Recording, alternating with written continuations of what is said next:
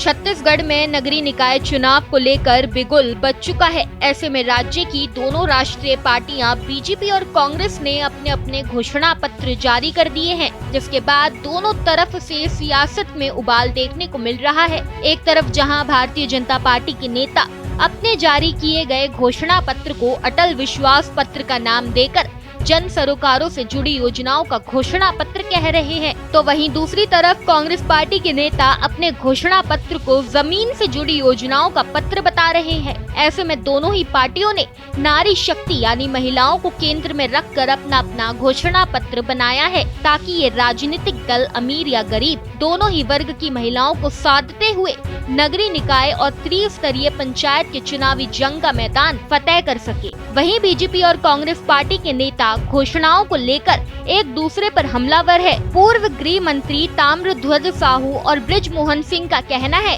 कि भाजपा के पत्र में केवल हवाई बातें हैं, ये ठगने का एक नया दस्तावेज है। भारतीय जनता पार्टी का एक विंग दुष्प्रचार विंग है, दुष्प्रचार प्रकोष्ठ मैं कहता हूँ। वो हमेशा दुष्प्रचार करने का और झूठ बोलने का काम करता है, चाहे उनका शीर्ष नेतृत्व हो, केंद्रीय हो, चाहे राज्य हो।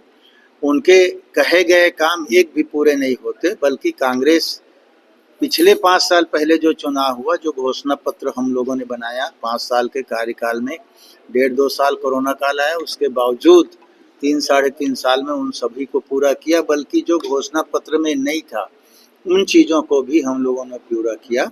हम लोग वही कहते हैं जो कर सकते हैं, झूठ का पुलिंदा हमारा घोषणा पत्र नहीं है। भाजपा के घोषणा पत्र को मैंने देखा है, वो वही कहते हैं जो नहीं कर पाते। वो घोषणा पत्र तैयार करते समय ही इस बात का ख्याल रखते हैं कि उसको नहीं करना है, उसी को घोषणा पत्र में शामिल करते हैं, हवाई फायर करते हैं, काम नहीं करना होता है। भाजपा का घोषणा पत्र हमेशा खोखला और जाली रहता है, फर्जी रहता है। हमने हर चुनाव में भाजपा का घोषणा पत्र देखा है, और जो भी वो घोषणा पत्र जारी करती है उस पर कभी उसने अमल नहीं किया।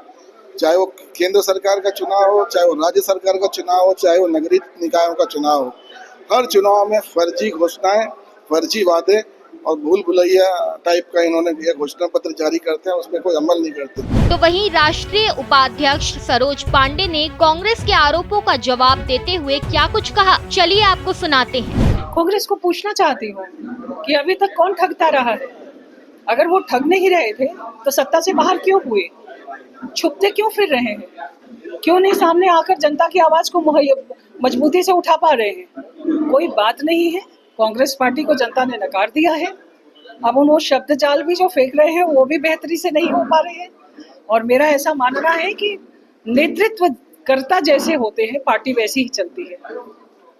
आत्मविश्वास की कमी है कांग्रेस पार्टी के नेताओं में, और वो उनके कार्यकलाप में भी दिखाई देता है। अब देखना ये होगा कि चुनावी मैदान में राजनीतिक दलों के वादों का कितना असर होता है और जनता किसे अपना समर्थन देती है। राजनीतिक घमासान तेज है, लेकिन आखिरी फैसला तो जनता ही तय करेगी। दुर्ग से सुबोध तिवारी की रिपोर्ट।